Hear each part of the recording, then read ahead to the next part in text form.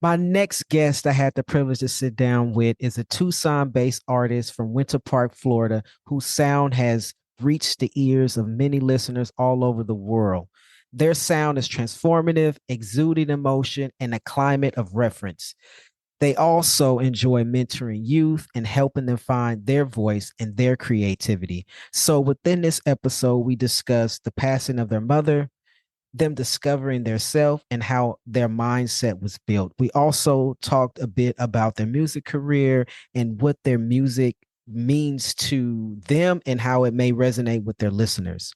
So this is a really great episode. A lot of great nuggets, a lot of great things said in this episode.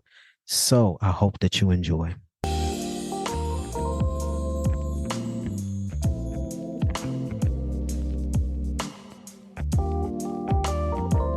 Hello and welcome to Dem Bois Podcast. I'm your host, Sean Aaron, he, him, his, and I will be your guide throughout this journey on the show. This show is a platform where trans men of color voices will be amplified as we share our stories. Trans men of color are not monolithic. What that means is our journeys are not the same. We come from different backgrounds. We have different stories, family relations, chosen family, and most of all, we have different transition journeys. Visibility equals possibility. I like to say that all the time.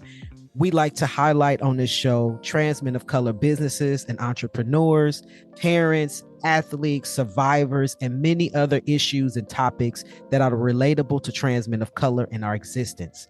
Dem Bois Podcast is not only a platform to amplify our voices, but to raise awareness and conversation around our lived experiences. So thank you for tuning in. Thank you for supporting, listening, and sharing the show.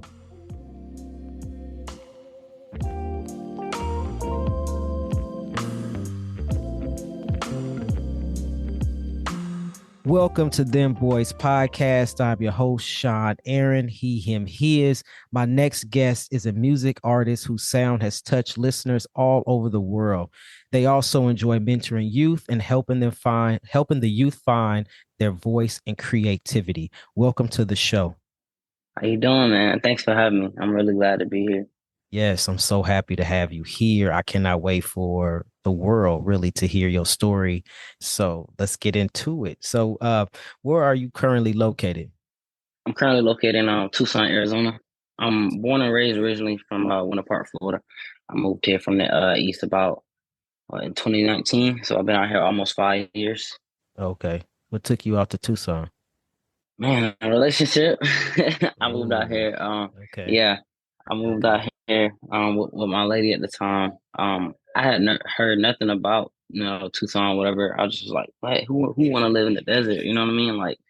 Yeah. So she had got a job out here and I just moved. We were already kind of like on a rocky point, but I was just like, maybe a move is good. A change is good for us. So I decided to come out here and I never knew it would be the peak of like it would be the start of just me finding myself really. The relationship didn't work out, within like 3 months we had broke up. But it wasn't like no sad or bittersweet thing. At least not on my end, but Mhm. it was like a dang, and I fell in love with being here. The atmosphere, the climate, the people, what I'm saying? It's just a very spiritual place and I was able to just find myself and learn a lot about myself and really delve into my music and my artistry. So I think it Nice. was a great move being out here Hey, things happen for a reason sometimes. all the Definitely a time. reason. Really. Yeah, for sure. I don't that's I don't know. That's hard to do is to move and relocate yourself to be with somebody and you're not sure. So do you have any regrets about that, about the move? Absolutely not. Nah. Mm-mm, Okay. All right. no. Even very like first step in here. Like I said, we was already rocky. But like even being here, I was like, okay, yeah, like I guess this was to get me here. Because had I not been where I don't think I would have ended up over here. I think what's meant to be is meant to be. You know what I'm saying? It's gonna happen the way it's gonna happen. But I don't I don't know where I would have tried to explore being over here. Mm, I love that. Well, I'm glad you're there. It helped you to, focus in on your music and so that's good. That's a good thing. Hmm. So, for what sure. advice would you have to somebody listening? I'm going out with advice real early. What advice would you have to somebody listening? Is like, yo, I'm thinking about moving with a significant other. What you think? Should I do it? Mm. I definitely say like kind of weigh it out. Do what feels good for you. You know what I'm saying? If it's not gonna hurt you, if you like if it's gonna be something where you're just constantly having reservations, I would say listen to your gut, follow your gut. Because for me, I didn't have like it wasn't no like pressing reservations for me like oh don't do that, no don't do that. It was like I was just like why would I mean all right. It was like Yeah. that type of thing. It wasn't like oh you shouldn't it was like, okay, give it a try type of thing, give it a shot. So, but had it been differently, I feel like I would have listened to my gut and be like, we just gonna go ahead and end this a little early. Yeah, yeah. Yeah, go with your gut. I love that. I always say go with your first mind. So go with your gut, go with your first mind. You gotta weigh in on your heart, listen to your body because your body know what is right for you. So if sometimes when you go hmm against that, you regret going against and you like, damn, I should have listened to my first mind. I should have hmm listened to my damn gut, right? So Yep, I feel like you to introduce yourself. So why don't you go ahead and say your name, pronouns, so for, s- people can know who I'm talking to. for sure, for sure. Yeah. So, my name is Marz. My artist name is Mo LaFlo, and I'm a singer, songwriter, musician. I like to dance as well. I started my medical transition actually in last year in 2024, so I'm fresh on. And what's interesting, like I said, when I've been going through listening to the podcast and stuff, I felt like I was listening to a lot of people that was already kind of into like they was already deep into their stuff really. So I guess like I'm glad to be here offering like that fresh into it because I'm like I said I'm not even a year into my journey. I started taking T in July 2023. I got surgery hella quick. I got surgery in September 20. Yeah, I got surgery top surgery in September. So yeah, and I know a lot of people be I know you made that face like, oh that was quick. Yeah, because I didn't go through insurance, I didn't go through insurance. So I paid out of pocket really, I'm blessed and fortunate, I got payments I'm paying down now, but it was so worth it. And the reason I didn't go through insurance was because, they had the whole protocol of like, oh, you need to be on this for at least 6 months to a year and things like that. And I was like, no, I know what I want. I know I want, these, my chest gone. So I just need, I'm going to go do it my own way. So I decided to do it like that.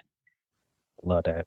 And I want to say, because me and you talked about this before we started recording, and I want to, for us both actually, to recognize how a privilege that is, right? Because not all trans men can do Yes, that, right? So it's like absolutely. I did the same thing where I started my medical transition in 1 year, started T in February, top surgery October, name change December, right? And like we know like the climate and just like where people are living and the hmm rules and the laws it preventing folks from doing what they want to do and even just the money, right? To be able to say, hey, I'm on payments. Some people can't even do that, right? So it's like a Yeah. privilege and being in your transition and being early and you fresh so you could talk about it. hmm And it's not like, oh, I did this 5 years ago, right? No, it's like right now. It happened Yep. just like right now. Yep.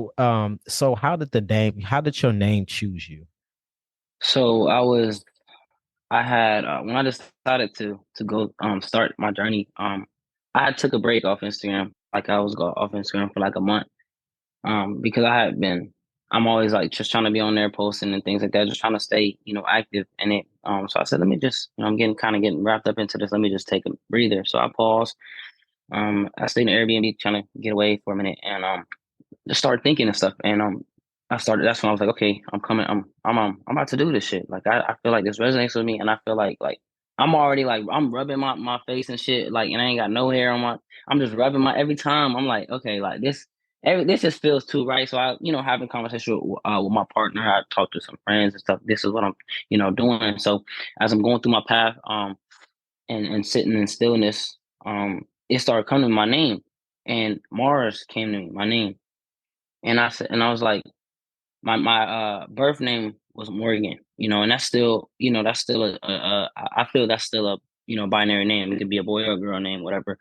Um, and so I love that name already. It was cool, but then I was like, nah, this resonated with me more. And it kind of really, honestly, it's crazy how it hit me because it wasn't like something that was just like, I was like going through something like, let me pick the name. It kind of like just came to me. And so I started looking up what it meant. I started looking up, like, cause I spell it Marz, so I was looking it up. Okay. I'm like, first thing I saw was like, God of War. And I was like, not a God of War. I mean, like, if it's time when it come up to that time, I can be now. You know what I'm saying? I can be. So, um, um, yeah, it kind of like I said, it kind of just hit me like that. And then as I was going through, as I was sitting, I came back to my apartment, and as I was sitting in there, I was looking around, and there was a picture on my wall, and it was a plant, and it was like a sun, but it was red, and I was like. But red, the sun ain't red. You know what I'm saying? That's the sun is like they paint it to be like yellow, orange, whatever. But the planet Mars is red. You know what I'm saying? So then I felt like that was like the stamping point for me. I was like, yep, that's my name. Like this is, it's just yeah, that's who I am, and it just resonated. And then I started communicating to my friends. I said, yeah, my name is Mars, and I, spelled it out for them and things like that. So I kind of went with it like that. Same thing, kind of like for you. I kind of moved kind of fast. Started T July, had surgery in September. Changed my name in December. Changed my name, and because I just felt it. If everything felt right, it didn't feel like it was just like, oh no, I'm impulsively doing this. Everything just kind of felt right. So I was like, I'm going through with this, and I want to start my new year, with my new name. You know what I'm saying? And so luckily, I was able to get through and sort everything out. There was no issue. The only thing I said I ran into was like, I'm from Florida, you know what I'm saying? And Florida ain't with all that too much, you know what I'm saying? So I was going to get my birth certificate changed, and the lady was saying, now I don't know if you had this experience or not, or if anybody else. I hadn't really asked yet, but because it was just recent. Tried to change it on my birth certificate, and they told me that you can't change it unless you had surgery or like whatever the case. Unless you did something before the age of 18. She told me I couldn't do that. I had to get something stamped, and it was something that happened before the age of 18. So they didn't change it. They didn't change it on my birth certificate. I thought that was interesting. But shit, my license, everything, all that, social security. So I, I don't know what's up with that, and I think I gotta look more into it, to be honest. But yeah, I thought that was interesting. She came back. She was like, "Yeah, I could change your name, but you had to have something before the age of 18." That I'm like, okay, that's kind of contradicting to the laws of what you can and can't do before the That age of right, 18. So and how am I? Yeah, exactly. Because I thought because y'all swear that the youth don't know what they want. The right. youth don't they can't they can't get this, or you have to have parent consent or whatever. So how is it that now? That makes no Yeah, that sense. makes no sense. Now, so I want to go back a little bit because you said Hmm. that you stayed in the Airbnb, but then you went back to your apartment. So did you separate from your partner at the time and went stayed in the Airbnb and then came back to the apartment where y'all shared together? Yeah. It was actually a lot with that because we were staying together, and then um I went to an Airbnb. We kind of had a business going, you know what I mean, and um someone was currently staying on because we was renting out our apartment, as a business, and Okay, someone was currently staying in my apartment at the time. So I kind of got the Airbnb, to get away, clear my mind for a little bit, and then wait till they got out. I got you. Okay, You feel me? I reason why I was asking that because I was thinking of spaciousness even being in a relationship. It's like sometimes when you need that moment to reflect and to think and to be alone, and you're like, okay, I'll be back. I'm gonna go step over here and be alone and get my shit together mentally, right? So I Hmm. thought that it was a moment like that. So were you alone there or were you all together? No, I was alone in Airbnb. Okay. Yeah. I love that. I Hmm. love that actually. Was there communication around that of you having needing to get your space and be alone? Yeah, that's honestly how I ended up in the Airbnb because I was going, all right, cool. This ain't, we having some clashing. Maybe we need to take a step back. So I was gonna go back to my Airbnb, but like I said, I mean, not my Airbnb. I'm sorry, my apartment. But at the time, we were renting it out, so somebody was staying there, and I had to kind of wait. I had to wait till they got out to go. I'm not gonna just kick them out, Yeah, but I yeah. had to wait till I had to wait till they stuff was up and go back to my apartment. How do you feel about that in a relationship? If somebody is in a relationship and they need space, do you feel like that's healthy to be able to communicate with your partner that you need space to step away and go stay at Airbnb or go wherever you're gonna go to your friend's house or wherever in order to get your mind together? Do you think that's healthy in a relationship? Absolutely. I do think that's healthy. Because, you know, eh, ultimately it's about what works for the two people or however many people was involved, right?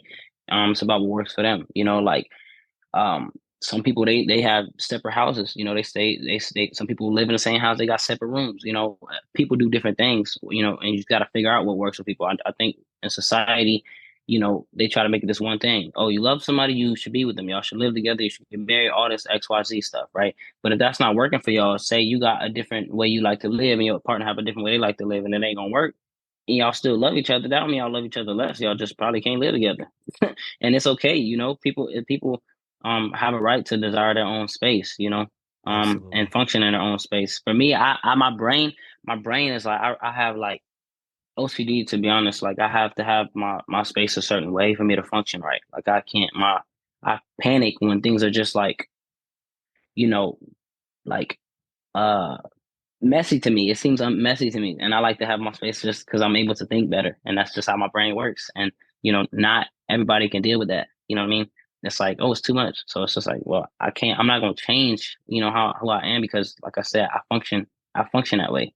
You know, I'm a compromise. I'm not going to be like, hey, you need to be like this needs to be spotless all the time. I get it. I get it. But um, I'm just going to be cleaning up extra, and then it's going to be like, all right, we're gonna have to figure something out. Yeah. Because Yeah. you know I love all of that. So I figured out later in life, right now, that that's how I am. I don't want to live with a partner. I want my own space. All my whole hmm life, every time I've been with somebody, we've always lived together. And I'm kind of like you. I'm a neat freak. And so everything got to be in its place. So when I take something, even out of the cabinet, if I take something out of the cabinet, I put it right back where I had it, labels facing forward, all that. Because my pet peeve is I don't like to look for stuff. So I've always hmm lived with partners, and I'm like, okay, well, where's this? Oh, I don't know. I left it. Look, I don't want to look for shit. It pisses me off yeah because I got to look for stuff. So I like yeah my yeah own space because I like my space to be clean, to be neat. Not to say that I've dealt with people who are messy, but it's the difference from myself, right? So being able to hmm say, hey, this is the type of relationship I want. I think that's important for folks. Like before you get in a relationship, to know what kind of person you are in a relationship and out of a hmm relationship, so that when you get with somebody, you can voice that, and then y'all could create whatever type of relationship dynamics that work for both of y'all, right? hmm Or whoever, however many folks are involved. So I love that. right.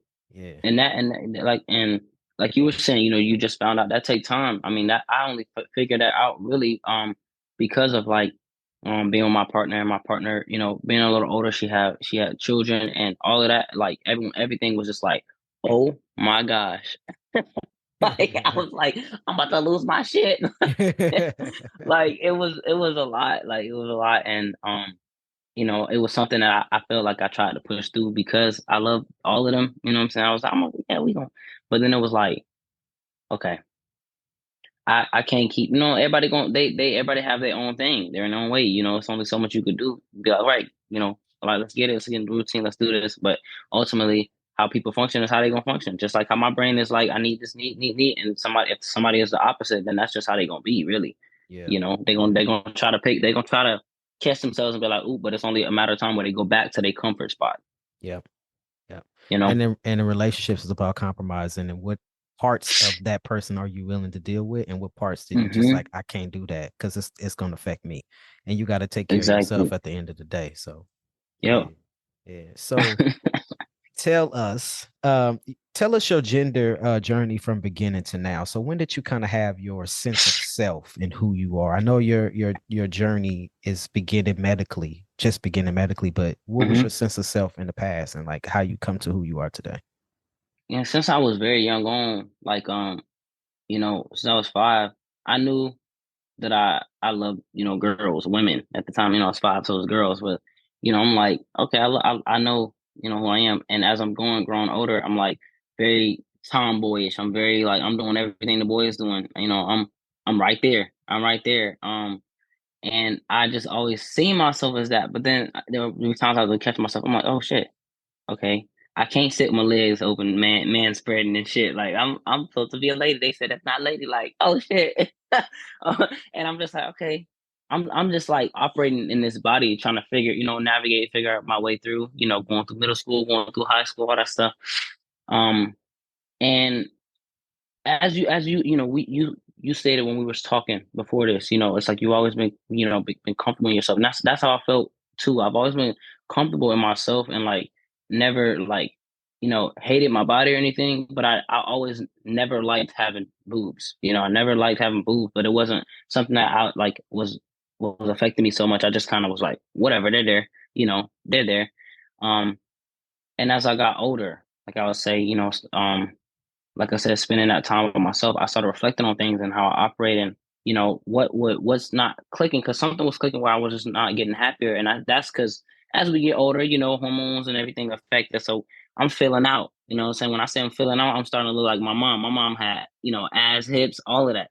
And I'm just like, oh my God, I don't like this. I don't like this at all, bro. Like, and like dudes turning their heads, looking at me, checking me out and shit. I'm like, I don't like this at all. Don't look at me like that, nigga. I'm one of you, bro. I'm like, like I said, that's when it like hit me. I'm like, okay, I want to feel, I want to look like how I feel, and that's when I was like, okay, got into this like first thing I'm gonna start with is top surgery. But in actuality, the first thing I started with was P. I started on T. And I was like, okay, I'm on T and experiencing it emotionally now. And I would say the first 2 weeks it was kind of like um rocky, It was like, okay, this is an adjustment, But as I'm going through, a month in, 2 months in, then I'm like, okay, it started to be some regulation.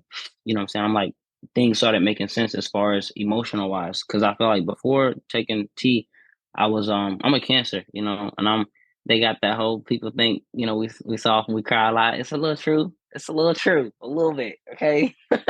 We're pretty emotional and stuff, and I felt, being on T, I was able to regulate a little better. Things just started. I was able to just be a little more balanced. Everything made more sense, and I flowed with it. Um, that's how I got there, and then I started really, really. I'm gonna be honest. It was the help of community. I um, already had trans guys. I had a friend who started transitioning. We used to play ball together, and he started his journey in transition and he left the team and everything. And I just seen how he became this like confident, happy version. What I'm saying? Like he's that's him. What I'm saying? That's him. Before he was like this um kind of like just soft, kind of a little timid, until he started, walking into himself. And I thought that was beautiful to see. I'm like, damn, that's dope because you did something that you felt, you were that you were and that resonated with you and that's who you are. And to take that step was big. And I had another friend. And so they're actually some of the friends I was talking to during my time when I was in the Airbnb, reflecting. And I called my friends up and I was like, yeah, I'm thinking about this. And then they were just like, the response I got from both of them was kind of just like, we was just waiting on you. I was like, what? It's like, what are you talking about? I'm sitting here thinking like, oh yeah, they finna be shocked. They finna be like, damn, damn. I'm like, they over here like, yeah, so what's up? Like you acting like this is, and I'm like, damn, okay. So y'all already done seen this. That's affirming, that's affirming. Like it's like for my team, my community, my support system to like welcome me in open arms and just like answer any questions I had before going into this. That kind of helped me also smoothen out and start my journey confidently because I knew I had that support system. Hey, this is Sean Aaron, the host of Dem Bois Podcast. Are you enjoying the podcast so far? Great. I'm glad that you are. Would you consider donating today to help support the continuation of this podcast? As you know, this podcast aims to serve as a platform to highlight and amplify the voices of trans men of color and share our transition stories. The podcast not only aims to amplify trans men of color voices, but it also raises awareness around our lived experiences. You would like to donate? Where can you donate? Great. I'm glad that you asked. Link in our description will take you directly to Network for Good, whom we've partnered with in order to collect donations for the podcast. Or you can visit our website. On the website, click the donate button, and from there, you are able to donate directly to the podcast. All donations are tax deductible. What does the donations go to? Oh, I'm glad that you asked. Your donation will help to support our production costs. We are working with Jasmine from Pink Lady Productions that brings you this awesome content. And also, we pay our guests an honorarium. Pay our guests an honorarium. Yes, we do. Why? Because as trans men of color, we would like to support and uplift each other and honor the time that's given out to come here and share their stories. So if you love this podcast, share and donate. See you on the next episode. Take care. When you said that when you were younger and you was always like a masculine person when you were younger, and you was saying about having your legs open, I used to do that all the time. And my mom used to, especially in church, my mom used to always elbow me and be like, close your legs, close your legs. I'm like, well, shit, this is comfortable to me, right? How is that comfortable to sit with your legs together? Like, Yeah, you should just sit however your body just falls. And you know what I mean? It's like, naturally. what's this thing about a feminine person or a woman or whatever gotta have their legs closed? Why? You know what I'm Mm-hmm. saying? Like, Mm-hmm. anyway, I think that's Yeah. ridiculous. Mm-hmm. But all the time, me and my best friend actually laugh about that because we used to sit by each other in church, and my mom used to hit both of us.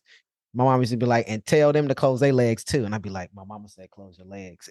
So it was like always monitoring us with our legs closed. Like, Yeah. but now I'm like, I'm gonna sit however I want to. So you mentioned before about your mom. So I wanted to know like how was your support system as you were growing up, and how is it now?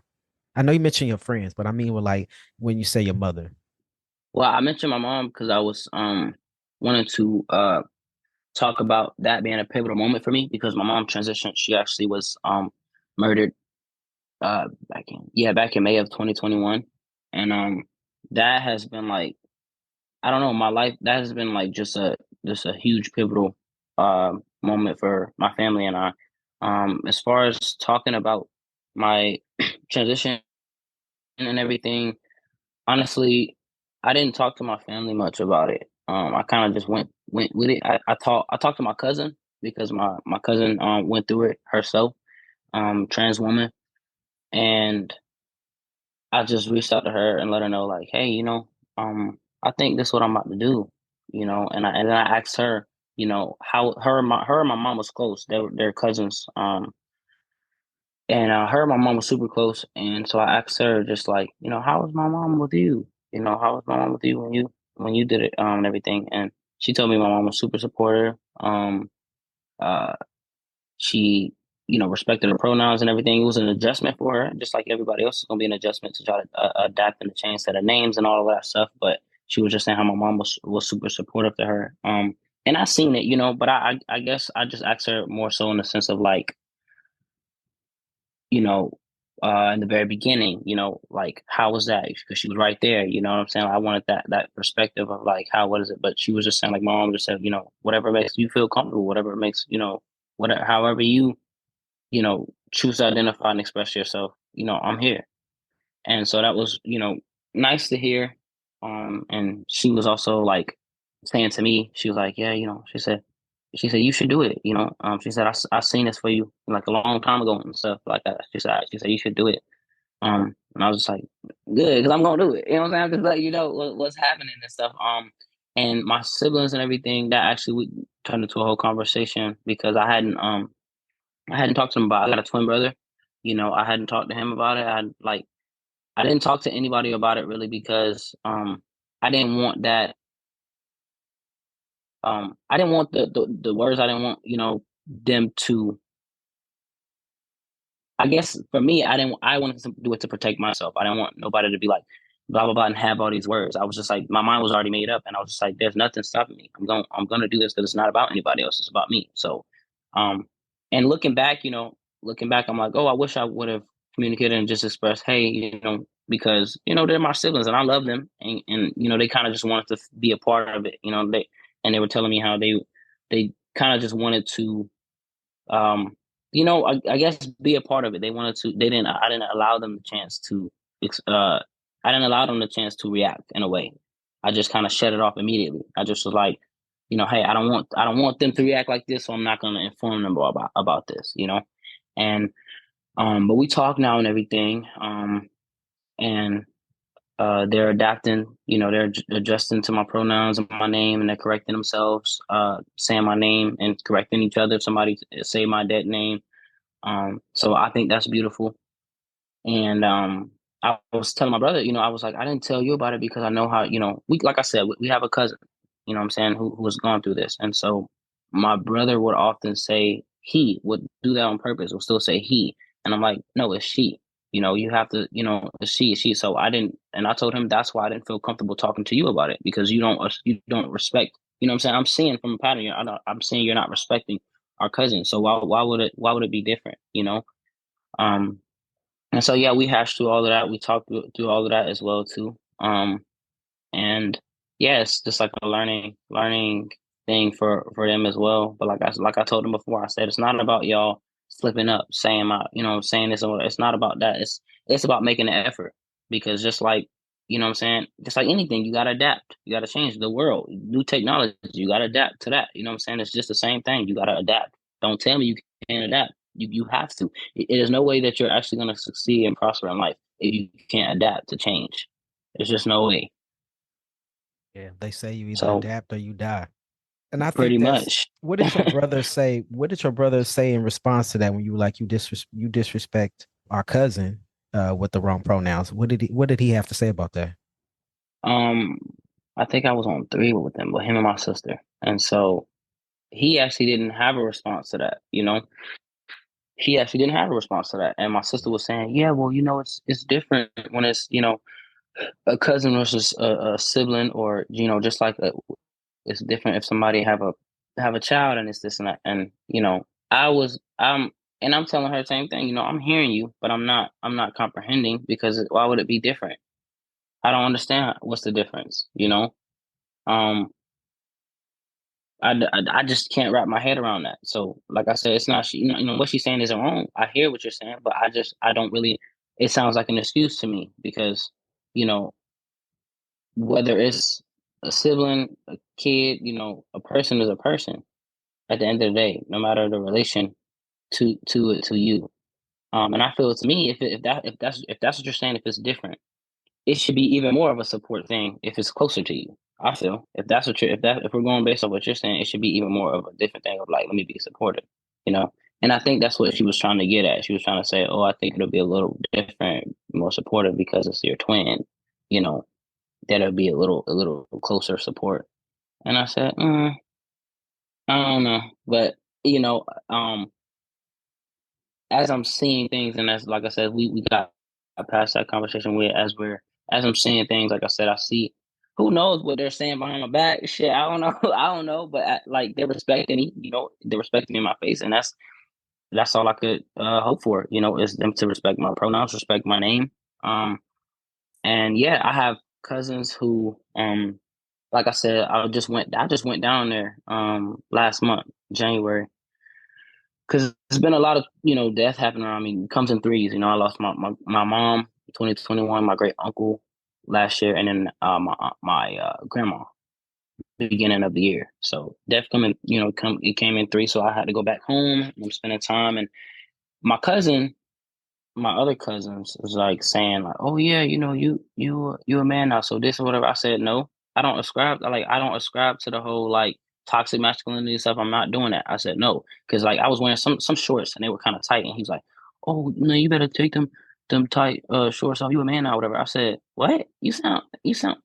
I almost said the N word on that, but I'm just like, you sound crazy. Like you sound crazy. I said, I'm gonna wear what I want to wear. I'm gonna dress how I want to wear. I'm gonna dress how I want to dress. I'm gonna say, what I'm saying, I'm gonna talk how I want to do.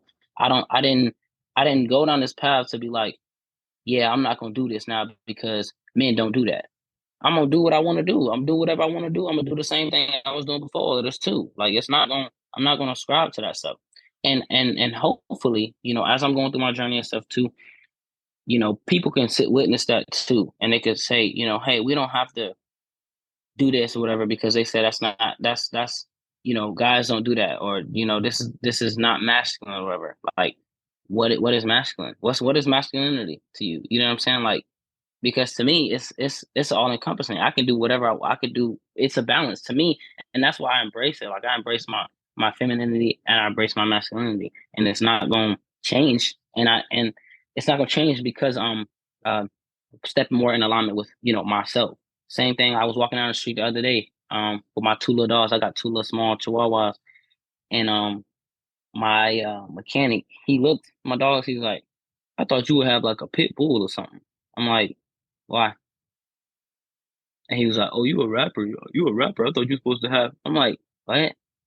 The things that people wrap their head around and how they indoctrinate themselves, it's wild to me. It's wild to me because it's just like people really think that like masculinity should be this whole big macho thing, and you should have this, whatever. Like that is what defines your manhood or whatever. And like that's wild to me. Yeah. I can't really still wrap my head around it, but I know as I'm going through this, maybe that's why, my higher self knew to name myself Mars, because being the god of war, there is gonna be some challenges, you know what I'm saying? But like you gotta be ready for them. That's how I look at it. It's like life has been really hitting differently since then.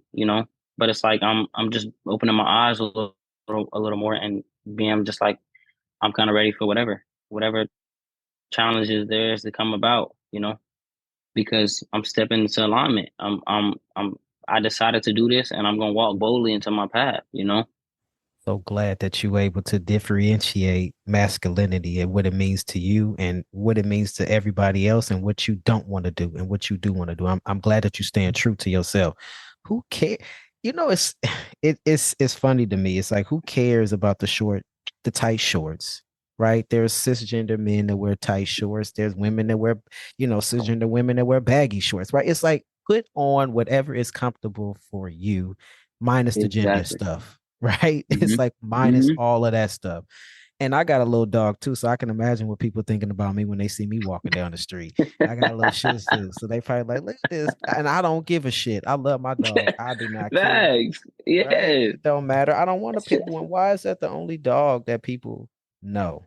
Right? There's so many Yeah. other breeds of dogs that are big, that are small, right? It's like, come on, people. Like, so And I these want to these dogs need love too. Shoot. yeah, exactly, exactly. And just to think how if we want to go in on this binary, right, of what it is to be masculine and feminine, technically, if you want to go on that rigid line of masculine and feminine, wouldn't that be considered a feminine trait if you're nurturing and caring for something, an animal or a person, right? So it's like, come on now, let's Right. let's let's get rid of all those lines and just be Hmm. you and do you, right?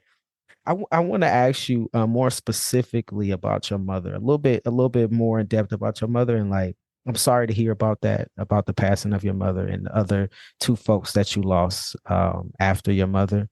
But I want to ask you about your mom. Did you have a specific conversation with your mom about your identity before she died?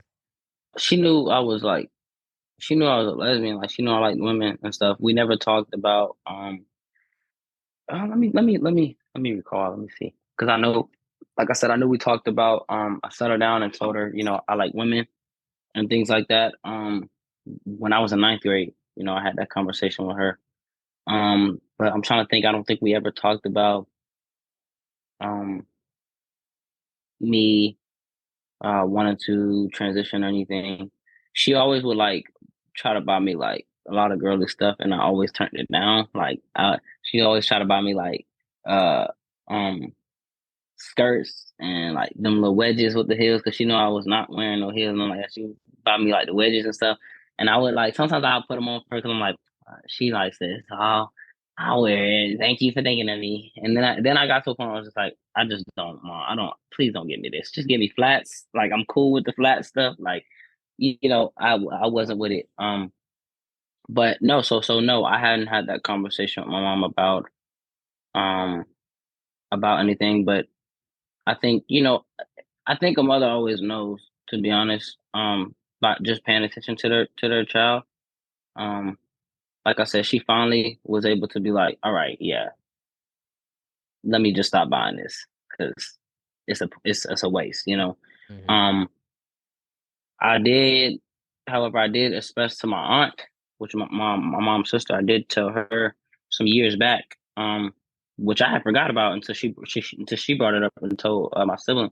But I had told her a while years back that I didn't feel like I resonate with the body that I was in. I was like, I'm just in this, like, but I don't feel like I don't feel like a little girl. Like, I just feel like this is what I'm in. You know what I'm saying? Like a little meat suit type thing. Um, and yeah, like I said, I had forgot that I told her that. I forgot that that I had told her that until, like I said, she mentioned it to my sibling. Because, like I said, my sibling was like, "Oh, you know, I had no idea that you felt this way." Because he actually was telling me that he learned through my songs, you know, through my music, whatever. And he was saying that's how he was able to, like, okay, I understand, but I had no idea that you were feeling this way. I thought that he said I always just thought you were a lesbian, that you like girls and stuff like that, and I thought you were just tomboyish. And I'm realizing too, I don't really like. I'm kind of secretive a little bit. Like I don't really talk a lot about a lot of things unless like the time, like it kind of just comes up if I'm talking to friends or whatever, or if I'm just like in a moment, then I'll express whatever. But I kind of just don't go out of my way to be like, hey y'all, so this is what's going on. You know, I don't know why, but I kind of just I don't operate like that really. I kind of just go through it, go through my things. I'm kind of like that too. You gotta really you gotta ask me the right questions for me to give up information. If you don't Yeah. ask a specific question, I'm not giving you a specific answer. And I'll beat around the bush for forever until you give me a specific question, or you just won't know. You won't never know about it then. Hey, this is Sean Aaron. I'm the founder and executive director of Dem Bois Inc. I am also the host of Dem Bois Podcast. As you may know, Dem Bois provides financial assistance to trans men of color in order for them to obtain gender affirming surgery. We have great news. We're currently looking for volunteers to help support our programs. Our programs include our gender affirming surgery grant program and also our personal care package program. We personally curate packages filled with personal hygiene items. Just to name a few, things like tissue, soap, towels, toothpaste, and toothbrushes. We mail them out to trans men of color across the country who may be in need of help caring for their personal hygiene needs. We are looking for volunteers to help raise funds to support our programs. Also, we're looking for someone locally to the Bay Area to help us put all of the care packages together. If our mission is something that resonates with you and you would like to help support our work, just let us know. You can send an email to hello@themboys.org. That is HELLO at DEMBOIS.org. And we will get back to you with further details. Thank you for listening, and I hope you enjoy the next episode. So I want to ask you, like, if your mother was sitting right across from you right now, what do you think she would say to you about who you are right now? Mm, interesting question. I feel if she was here physically, you know, like with her soul, because like I said, I'm more of a spiritual person, so I feel her presence around, you know, even though she's not here on this plane. But I would say if she was still like alive, um, she probably would be like asking questions and things like that, like asking like how I got to this point, you know. Um, I do think that she would have been supportive though, as she always have. My mom has never been, you know, even when I told her I like girls, you know, she never was like, you know, or disclaim you. You know, I remember specifically us having the conversation. I wrote it to her because you know, that I realized that that's how I best communicate. You know, and that's why I make music because I like writing and I like expressing like that. So I wrote to her, I wrote a letter, you know, expressing to her when I first came out in ninth grade, and we had a conversation. We kind of sat outside on the porch, and she was just saying like she asked some little questions, and then she was like, she said, "Well, you know, um, I'm not the one to judge. You know, God's gonna be the judge. Um, you know, you make your decision." And she was saying, you know, God may not like it, you know, but that's it's up to you and you know you and God. And I said back to her, I got a little smart mouth. I was like, well, you smoke cigarettes and you curse, and God don't like that. Damn I'm kids. like, yeah. I'm like, I'm like, you know, you trying to come at me? God don't like that stuff, you know.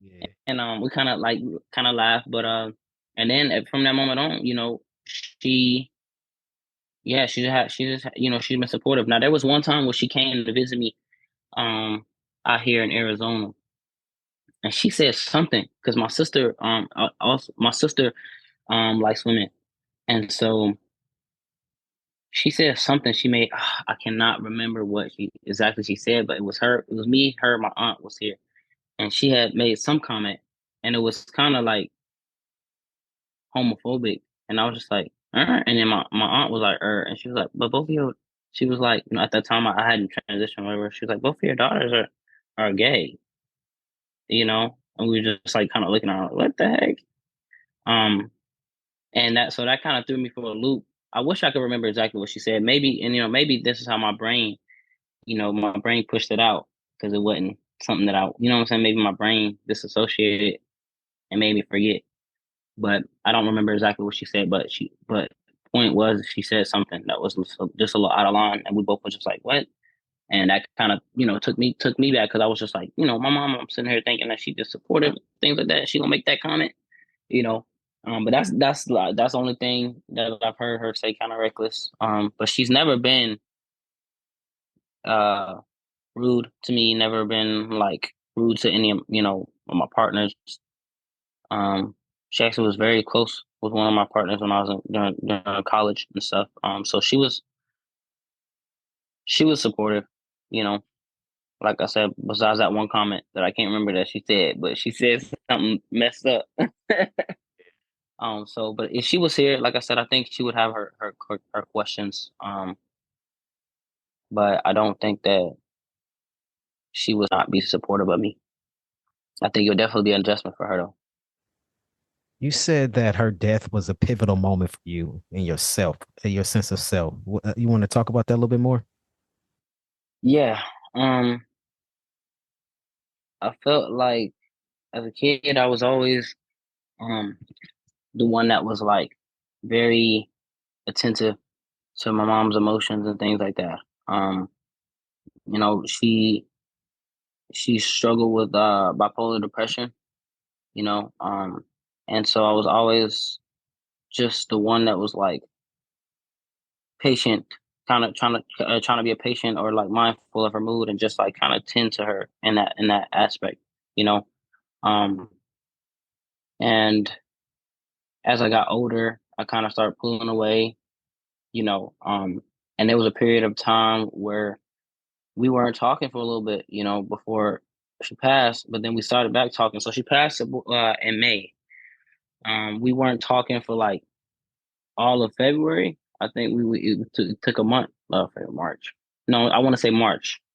We last talked in February, and then all of March. She was mad because there was things going on in the family, and I had my opinion on it, and I was standing firm in it. And she kind of felt like, okay, you taking sides, blah blah blah, and it was just like, I'm not taking sides, but I'm just trying to be you know what I'm saying. And so we didn't talk for all of March, and then I reached back out to her in April, just checking in on her. And so we started back talking back in April. And then we talked for about a few weeks, and then that's when that incident happened, and she passed away in May.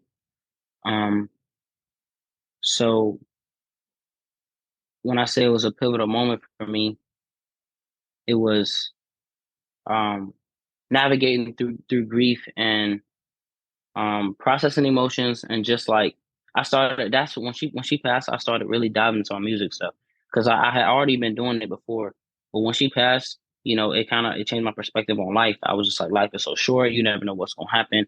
Um, I kind of had this like, all right, type of mentality. It was like, speed, let's go. Whatever you want to do, go for it. Push. It was like push the gas type of thing. That's my mindset.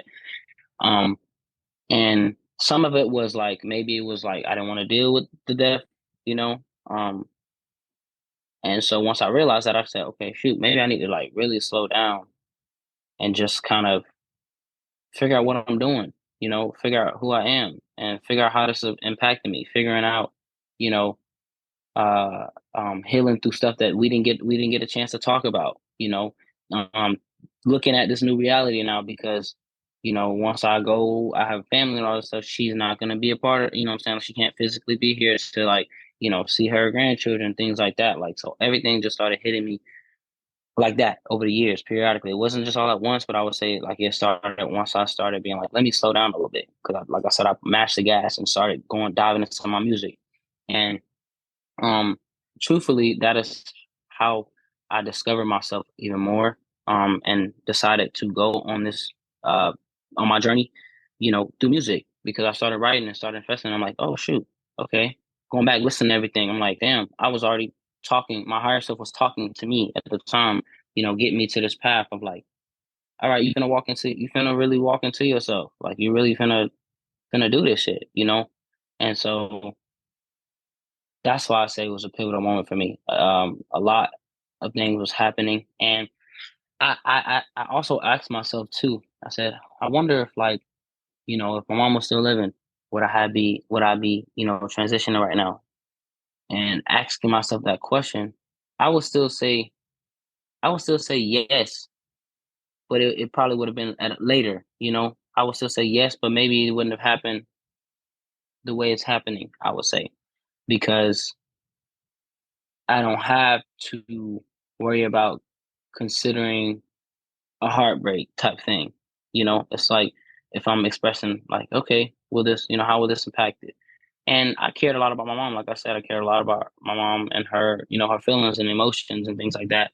So I don't know what it would look like, but I'm just thinking about that, like because of that factor of me caring a lot about her feelings and emotions and things like that.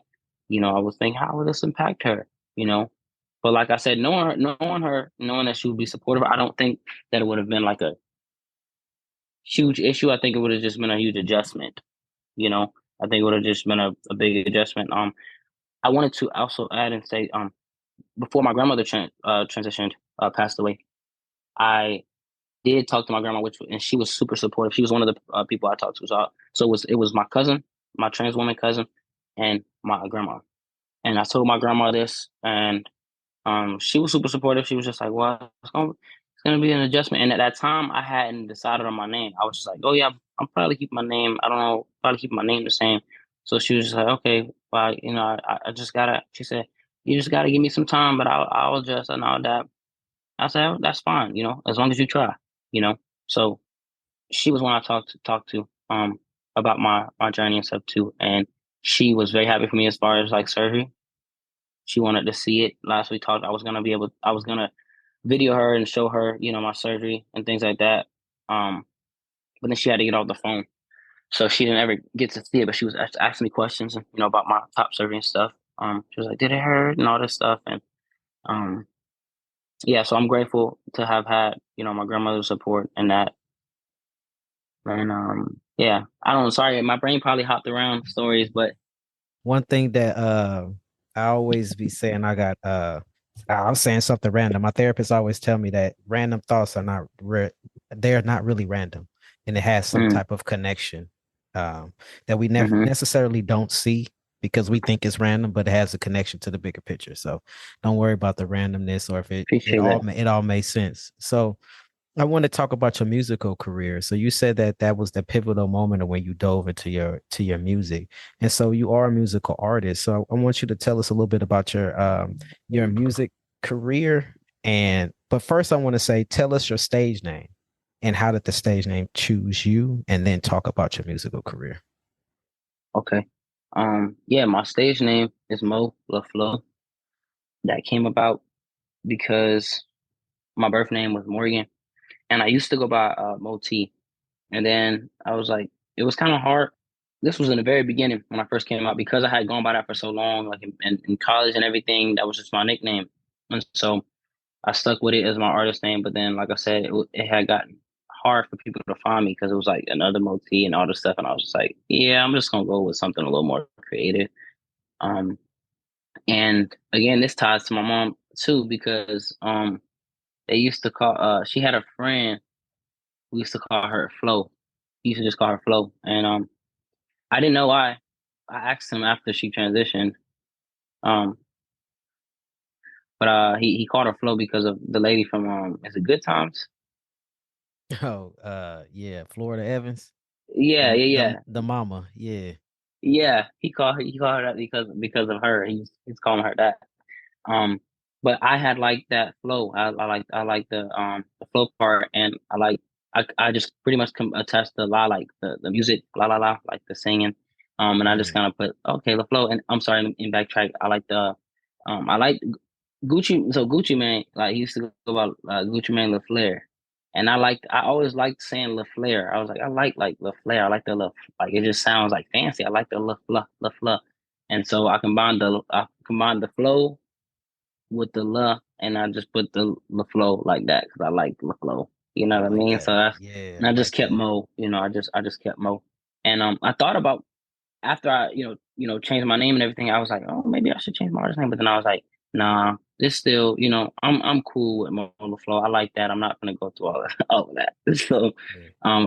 I kept Mo LaFlo as I still resonate with that as my artist name. So, um, yeah, my style of music is it's like it's a combination of hip hop, R&B, a little bit of neo soul. I like empowering. I like telling stories. I like giving hope, spreading hope. I like talking about messages. I like talking about mental health. Talking about real things. A lot of people have commented and shared these comments with me, which I'm grateful for because everybody have their opinions and sometimes they can just keep them to themselves. So I like when people bring their feelings to me and they say like your music made me feel things. I can listen to a lot of artists, but I don't necessarily like always feel things when I listen to it, but I can feel things with your music. And to me that means a lot because I feel when I'm writing, I'm putting together, my thoughts and my feelings. And a lot of times I'm in my feelings, as a cancer, I'm a lot in my feelings. So I talk a lot about feelings. And so yeah, if you want to, feel something, resonate, but also, nod your head, vibe to it, then that's my style of music. I like to talk about real things, humanity, and just like I said, you know, having a light at the end. We're always gonna go through our trials and tribulations, but how can we overcome? Is there something that we can look forward to? And for me, when I say that something that we look forward to, I'm hoping that there's hope. And better in a better world. But it starts with each individual. And then us coming together collectively. So that's the type of things I write about in my music. So for folks listening, if they want to listen to your music or to see one of your videos, where can they do that or where can they find you? I'm on Instagram at Mo underscore LaFlo 444. So that's Mo underscore LAFLO 444. If you want to check out my music videos, I'm on YouTube, and YouTube is just Mo LaFlo, so it's Mo space LAFLO. I'm also on all streaming platforms: Spotify, Apple Music, Tidal, Amazon Music, everything. I'm on there as Mo LaFlo. So TikTok as well. I'm on TikTok, Mo underscore LaFlo. Yeah. We're gonna make sure to put all that info in the show notes. So for folks that's listening that want to listen to your stuff, I found you through one of your videos, the beautiful changes, where you went through having top surgery and all of that. I thought that was a beautiful video, and we also highlighted you in the newsletter because I just thought that Yes. it was something different, right? It was a different kind of message, and I love to see that.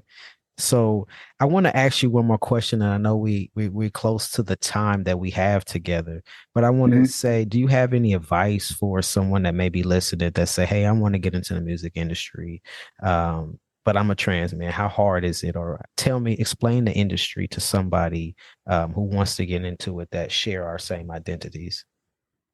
Mm. Okay, so I came into the I stepped into this, not as a trans person. And so actually I'm going through it currently myself as far as adapting and adjusting. Um Now flowing through this and identifying openly as trans.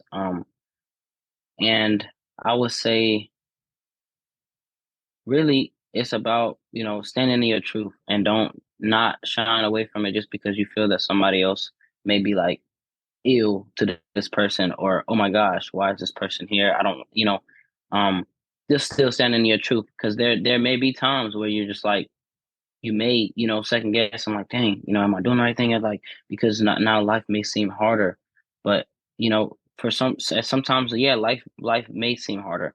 But if that's what it takes, if you feel that it's worth it, then I would say still go for it, because there's gonna be a price to pay. There's gonna be there When I say there's gonna be a price to pay, there's gonna be a price to pay as far as you walking into your truth, because not everyone will. Some people are bothered by that. There's going to be a lot of people that be supportive, and then there's going to be people that's bothered by it because of their own reasons. They may not feel they're walking in their truth, and they're like, dang, this person is just boldly out here. You know what I'm saying? Identifying as this, like, that's crazy. I hate this person, and you just have to stand your ground, stand your truth, and know that you're doing this for you, nobody else. And as long as you remember that you're doing it for you, um, you'll go, so much further along in it. And there's going to be some doors you may not be able to walk through because of that. And just know that that door may not be the door you need to walk through. There just may be another door you need to walk through, but don't give up. And that's what I would say to anybody listening that want to go and explore that music. Just don't give up, but just kind of flow through the changes and adaptations. Like, just flow through them, and just know that you're gonna get to that point where you're just like, yeah, I feel solid in this. I feel solid in this. But it is going to be some times where you don't. But it should never be a time where you give up. I love that. Thank you. This is the part of the show where I love to ask the guests a random question, and you, as a listener of the show, also know I got this list of questions that's all continuously growing. So now I'm on 37 questions. I added one the other day. So the questions may or may not have anything to do with anything we talked about today, but go ahead and pick a number between 1 and 37, and I will read you that question. All right, 16 is calling me. 16. 16 is, what is one of your deepest regrets? Hmm. One of my deepest regrets, I would say, is not finding my voice a little sooner. I feel like when I say that, I feel like I didn't have the knowledge and confidence that I have now. And so before, I feel like I may have gotten like um walked over, you know what I mean, because I didn't have that. And so I regret not having that strong mindset or willpower, mental, before. But like, I would say, yeah, that's my deepest regret, because other than that, I don't think there's much that I regret in life, because I don't live like that. I try to do things where I'm just like, I try to do things where I don't regret. I do things I'm just like, I just want to live and know that I lived in every aspect to my fullest potential, to my truest potential, and to my most authentic self. So yeah, I would say immediately, just not having that sooner. I think one of my biggest regrets is not taking risk. So I feel like when I was younger, Mm, I tried to stay safe.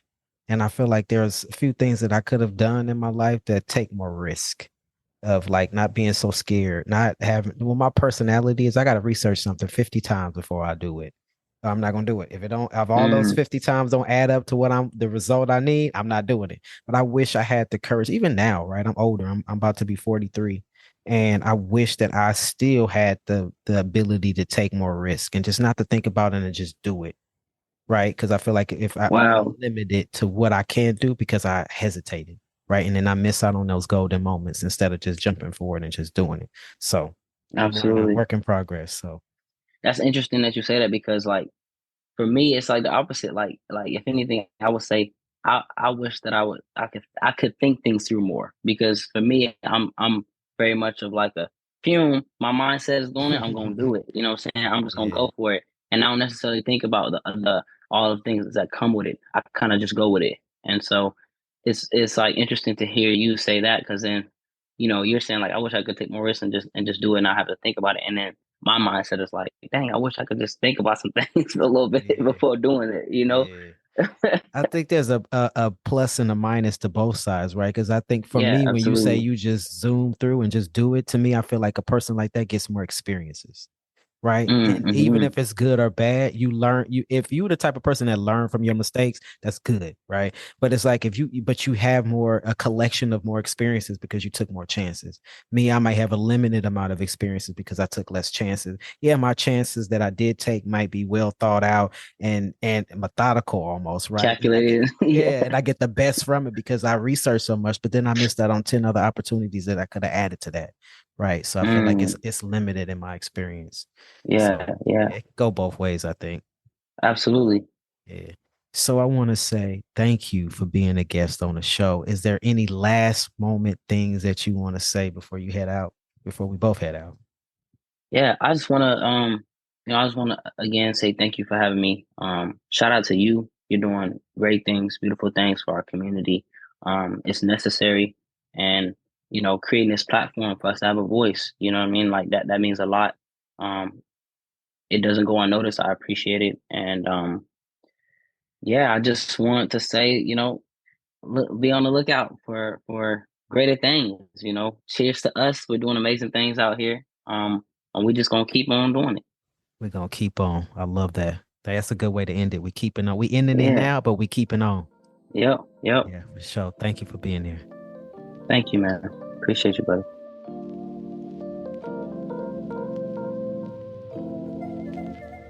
So we have reached the end of this episode. I want to say thank you for listening to Dem Boys Podcast. Once again, I'm your host, Sean Aaron, he, him, his. Be sure to visit our website at demboys.org. That is DEMBOIS.org. If you would like to connect with us, be sure to follow us on Instagram or Facebook. If you think you would be a great guest on the show, or if you know somebody you think would be a great guest on the show, there's multiple ways to request to be a guest on the show. First is you can go visit our Instagram page, click the link in our bio, and from there you'll be able to request to be a guest on the show. Or you can visit our website, click the programs tab up top, scroll down to podcast, click the podcast button, and from there on the podcast page, you'll be able to request to be a guest on the show. Yo, we need questions, y'all. If you have those burning questions, a question that you want to ask me or a future guest on the show, there's multiple ways that you can send in questions, right? So first, you can go to Instagram, DM us that question, or you can email us at hello@themboys.org. That's HELLO, like hi, at themboys.org. Be sure to like the show. Be sure to share this show out with your friends and other folks in your networks. So until next time, take care.